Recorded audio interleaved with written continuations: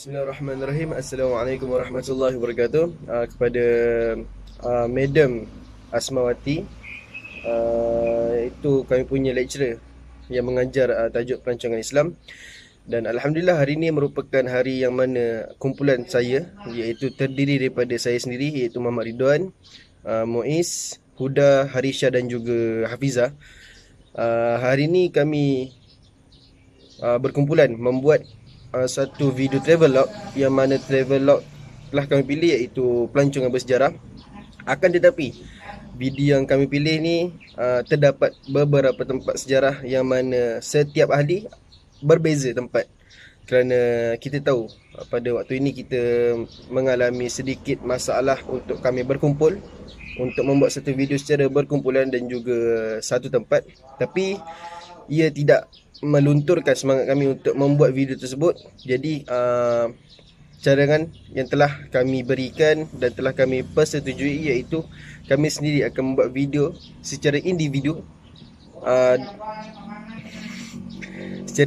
dan juga tempat yang telah kami pilih itu juga individu. Akan tetapi video yang kami buat ni adalah tetap secara berkumpulan. Jadi jika nak lihat video apa yang kami tunjukkan dan tempat-tempat menarik yang telah kami tuju dan telah kami rakam, jadi jom kita lihat.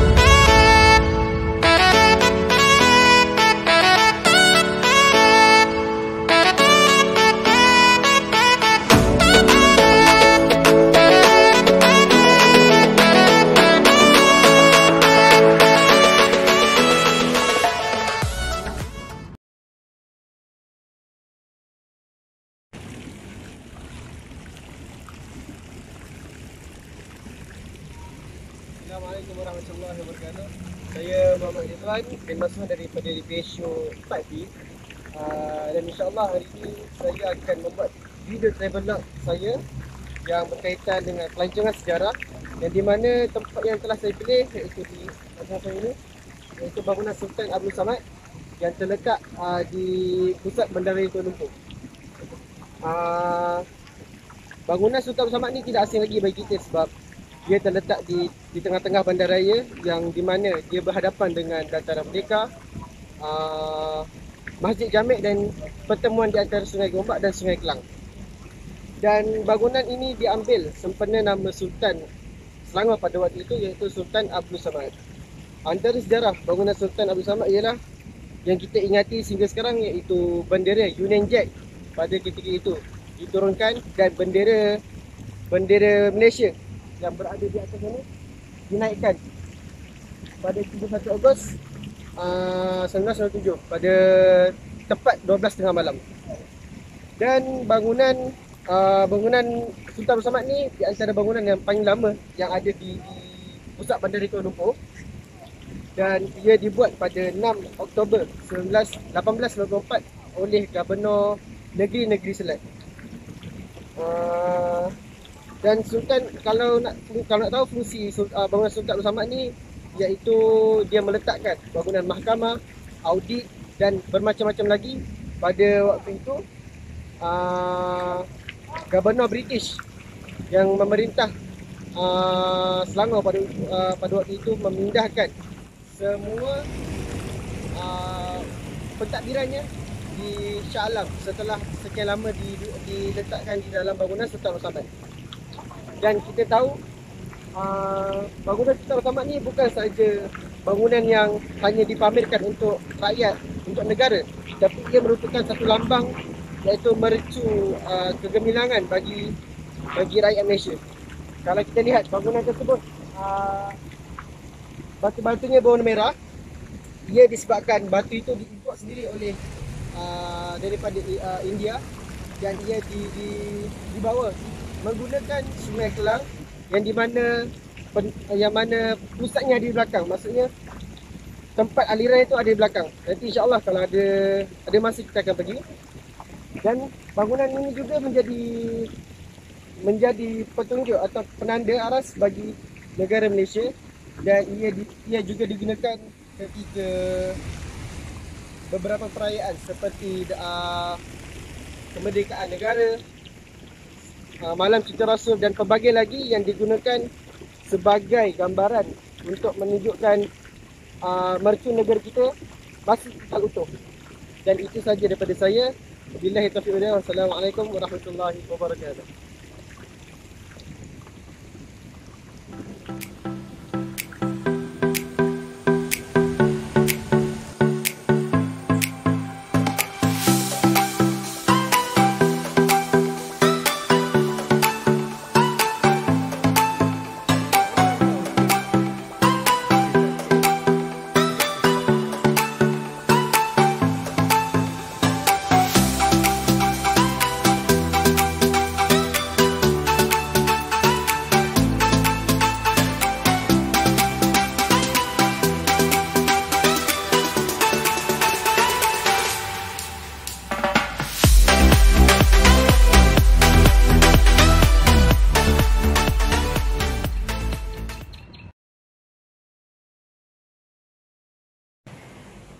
Bismillahirrahmanirrahim. Assalamualaikum warahmatullahi wabarakatuh. Giliran saya pula menceritakan salah satu tempat sejarah yang menjadi tarikan buat para pelancong yang berkunjung ke ibu kota Kuala Lumpur. Selain daripada bangunan Sultan Abdul Samad, terdapat juga masjid ini. Masjid ini digelar sebagai Masjid Jamek. Telah dibina pada tahun 1909 oleh pedagang-pedagang Islam yang datang daripada India. Struktur masjid ini diasaskan melalui seni bina Moghul. Reka bentuk Moghul yang direka oleh pembantu arkitek yang bernama Arthur Benison Hubbard. Masjid ini dibina pada tahun 1909 sehingga kini ia masih utuh berdiri dan masih boleh diguna untuk para pelancong berkunjung menikmati suasana pandangan dan jemaah-jemaah umat Islam membuat ibadah di sini.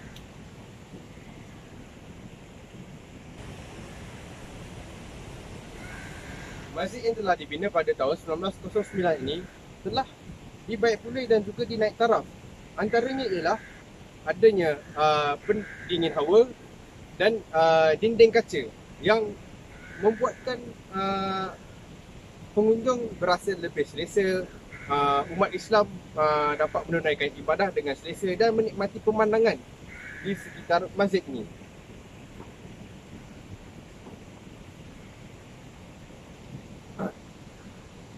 Masjid Jamek juga merupakan masjid utama bagi umat Islam untuk solat Jumaat dan pusat aktiviti Islam sehinggalah pembinaan Masjid Negara siap pada tahun 1967.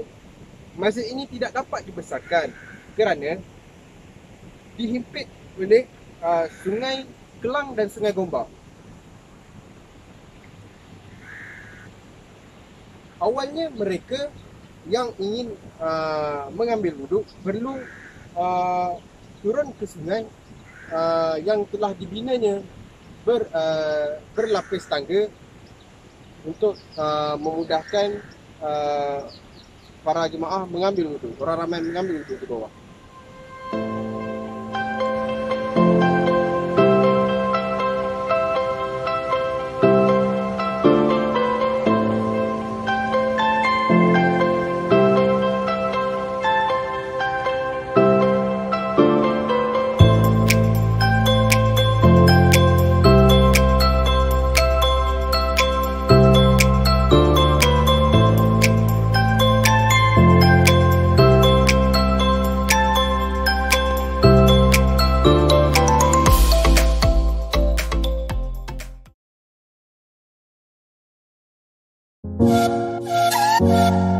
Hai, Assalamualaikum. Nama saya Nurul Harisha Chaniaga binti Girisman daripada kelas 2 PSU 4D. Dan pada hari ini, saya akan bawa korang semua pergi jelajah dekat satu tempat yang sangat menarik, iaitu Tugu Negara. Jom! Hai, so sekarang kita dah on the way pergi dekat Tugu Negara. Tugu Negara.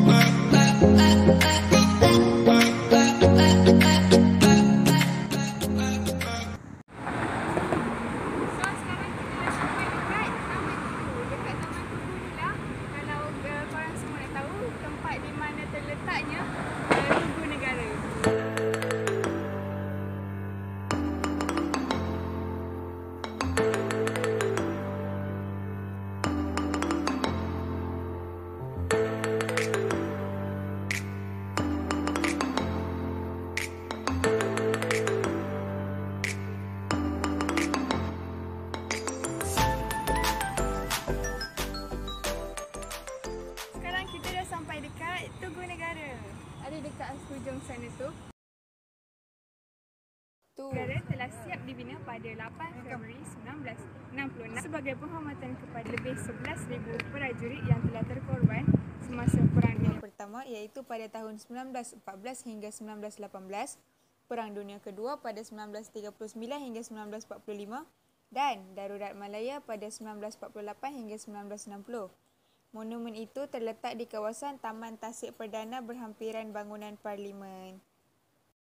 Tugu Negara Asal merupakan sebatang tiang konkrit yang terletak di Jalan Tugu berhampiran bulatan di hadapan stesen kereta api Kuala Lumpur. Tiang asalnya yang dibina pentadbir British itu kemudian dialihkan ke kompleks Tugu Negara.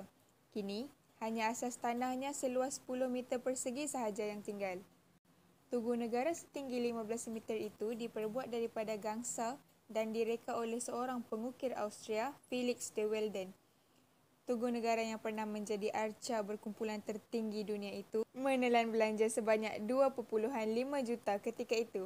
1.245 juta daripada jumlah itu adalah ditampung oleh orang ramai dan selebihnya ditampung oleh kerajaan. Felix juga bertanggungjawab dalam pembinaan Tugu Peringatan Perang United States Marine Corps USMC di Virginia, Amerika Syarikat. Tugu Negara ini telah diilhamkan oleh Perdana Menteri kita yang pertama, iaitu Tunku Abdul Rahman Putra Al-Haq, yang mana beliau mendapat inspirasi daripada Tugu Peringatan USMC atau dikenali juga sebagai Tugu Peringatan Iwo Jima ketika beliau melawat Amerika Syarikat sekitar tahun 60-an.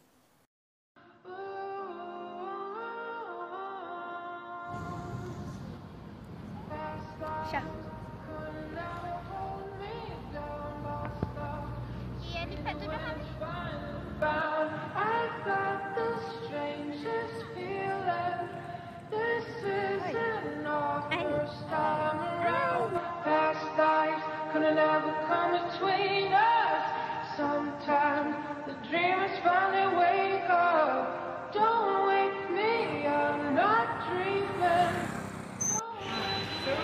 Lepas kita penat-penat pusing Tugu Negara sepanjang hari dengan sesat lah, pemasaran dan pula.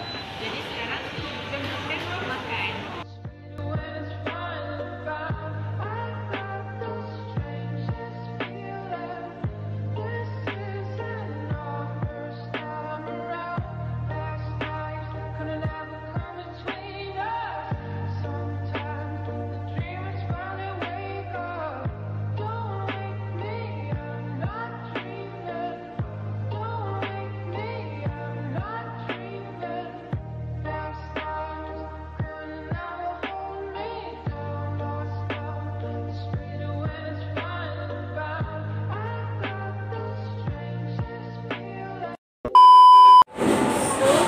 sekarang kita dah habis makan and kami dua makan tak habis sebab dah kenyang.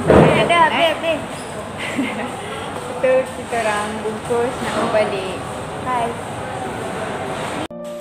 Jadi kita dah balik daripada Tugu Negara dan kita pun dah makan semua. Apa yang korang rasa dengan tempat tu? Sepanjang 19 tahun saya hidup, hari ini hari pertama saya jejak kaki dekat situ dan saya rasa bangga sebagai rakyat Malaysia dapat ziarah tempat bersejarah di Malaysia. Dan saya rasa tak rugi pun kalau korang semua nak datang sebab kalau kita boleh bazirkan duit pergi ke luar negara, kenapa kita tak boleh melawat negara kita sendiri? Jadi itu saja daripada saya. Sekian. Assalamualaikum.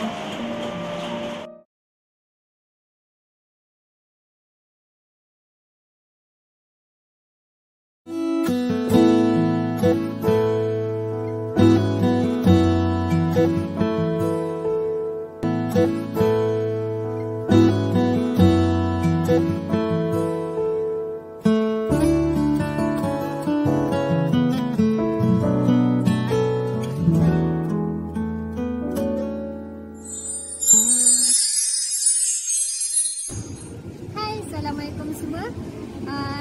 Sekarang ini kami berada di destinasi pelancongan kami yang pertama di mana di Memorial Pengisytiharan Kemerdekaan. Jadi sebelum kami bawa anda semua masuk ke dalam, saya akan menceritakan sedikit sejarah penubuhan Memorial Pengisytiharan Kemerdekaan ini. Baik, Memorial ini ditubuhkan pada tahun 1911 di Bandar Hilir Melaka. Dan pada waktu itu Memorial Pengisytiharan Kemerdekaan juga dikenali sebagai Kelab Melaka.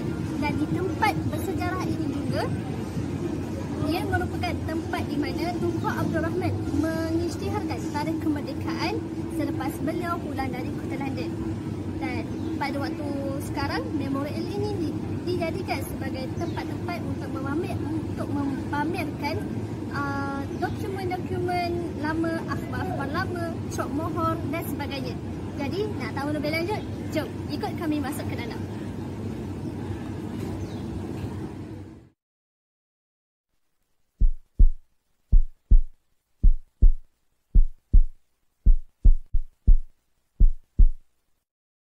Sewaktu mula-mula anda masuk ke dalam muzium, anda semua akan disajikan dengan sejarah negeri Melaka terdahulu, di mana ia menceritakan kisah kemajuan negeri Melaka terdahulu yang mana ia merupakan salah sebuah negeri yang pesat dengan barang dagangan serta dikenali oleh negara-negara luar seperti China dan India.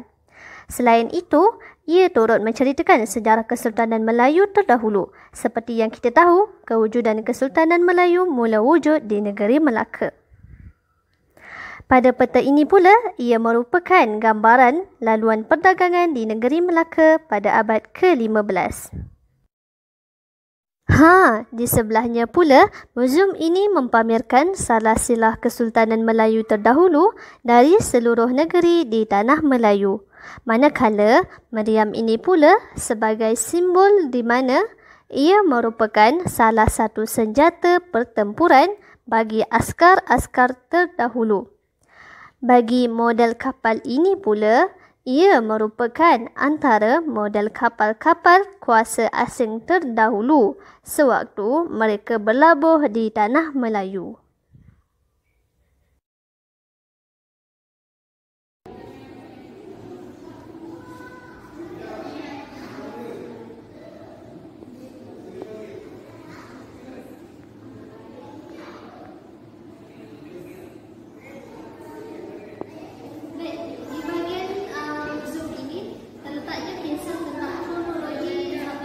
Pemerintahan Jepun di Tanah Melayu, di mana di sini menceritakan sewaktu pemerintahan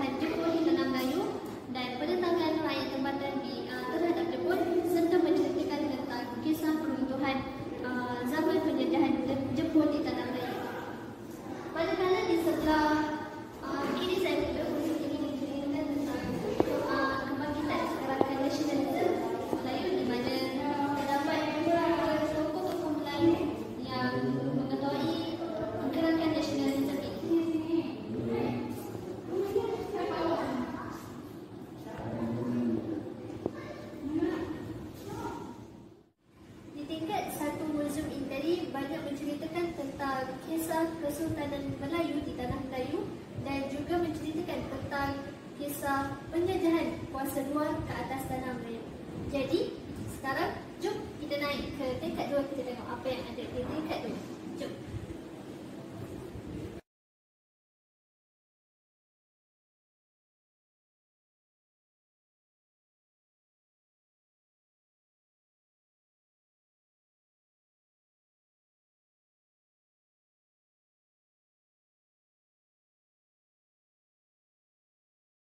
Di tingkat ini, terdapat bahagian yang menceritakan sejarah politik Tanah Melayu terdahulu seperti sejarah penubuhan parti-parti politik, cara politik dilaksanakan dan sebagainya.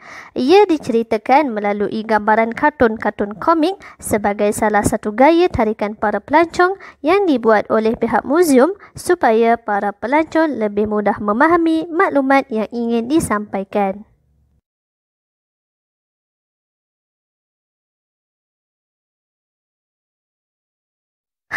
Kalau anda semua lihat, apa yang saya sedang lihat itu, ia merupakan peti undi yang digunakan sewaktu hari pengundian berlangsung yang mana ia diperbuat daripada besi. Anda semua boleh bayangkan tak betapa beratnya peti undi zaman dahulu berbanding dengan zaman sekarang?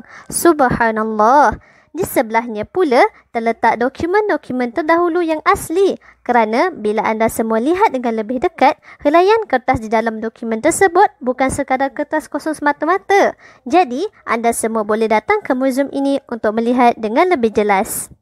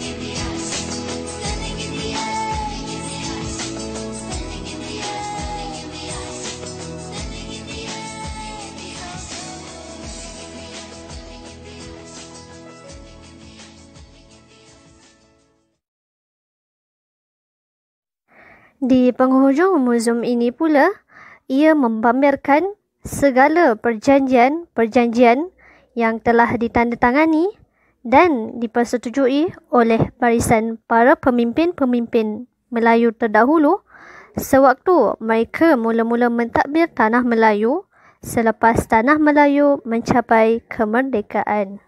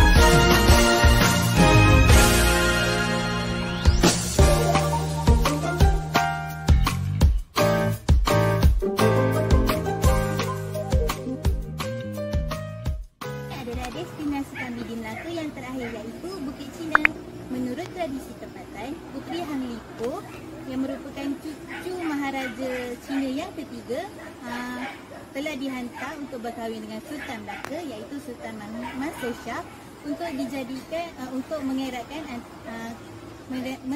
hubungan antara kedua-dua belah negara iaitu negara China dan Tanah Melayu. Jadi Bukit China ini adalah hadiah kepada Puteri Hang Liput dan untuk dijadikan penempatan bagi para pengikut dayang-dayang yang mengiringi Puteri Hang Liput. Jom ikut saya untuk mengetahui kisah selanjutnya dan bagaimana struktur sebenar Bukit China di Melaka. Bukit China terletak di tengah-tengah bandar Melaka yang mewarisi peninggalan sejarah negeri Melaka. Bukit China ialah sebuah bukit dalam kompleks Bukit China yang mengandungi 5 buah bukit iaitu Bukit Tempurung, Bukit China, Bukit Tinggi, Bukit Tengah dan Bukit Kedong. Walaupun terdapat 5 buah bukit dalam kompleks Bukit China, namun hanya Bukit China yang disebut dalam sejarah. Bukit China selalu menjadi sasaran hampir semua penyerang Kota Melaka sebagai lokasi strategik untuk menakluki Kota Melaka daripada Portugis. Pada pertengahan kurun ke-17, Bukit China yang seluas 26 hektar ini telah dibeli oleh Li Kup atau Kapitan Li Weiqing dan diserahkan kepada Tokong Hunteng untuk dijadikan tempat pengkebumian orang-orang Cina. Maka, inilah permulaannya di mana Bukit China menjadi tanah perkuburan orang-orang Cina di Kota Melaka. Selain daripada kisah sejarah, Bukit China juga mempunyai legendanya yang tersendiri. Di kaki bukitnya terdapat sebuah perigi yang dipanggil Perigi Sampo. Perigi itu mendapat namanya daripada Laksmana Cina yang terkenal iaitu Laksmana Cheng Ho. Ada yang menyatakan apabila Laksmana Cheng Ho meminum air perigi itu, air tersebut terus menjadi bersih dan jernih. Dan ramai yang mempercayai jika sesiapa yang pernah meminum air perigi tersebut pasti akan kembali semula ke Melaka sekurang-kurangnya sekali seumur hidup. Sehingga hari ini Bukit China menjadi salah satu tapak sejarah yang penting di Melaka. Alhamdulillah kita sudah sampai ke puncak Bukit China. Selain daripada sejarahnya yang unik, tempat ini juga dijadikan sebagai sebuah satu tempat bersantai-santai dan juga beriadah seperti berjoging dan berbasikal. Tempat ini dijadikan sebagai tempat bersantai-santai kerana persekitarannya yang mempunyai pemandangan yang sangat cantik yang dapat memberikan ketenangan pada diri dan juga merupakan kawasan berangin. Ini juga boleh dijadikan sebagai salah satu tempat yang menarik untuk bergambar kerana mempunyai struktur dan kecantikan alam semula jadi. Daripada atas puncak bukit ini juga kita boleh melihat kawasan sekitarnya iaitu Bandar Melaka. Jadi apa tunggu lagi, jadikanlah Bukit China ini sebagai salah satu destinasi anda ketika melancong ke Melaka.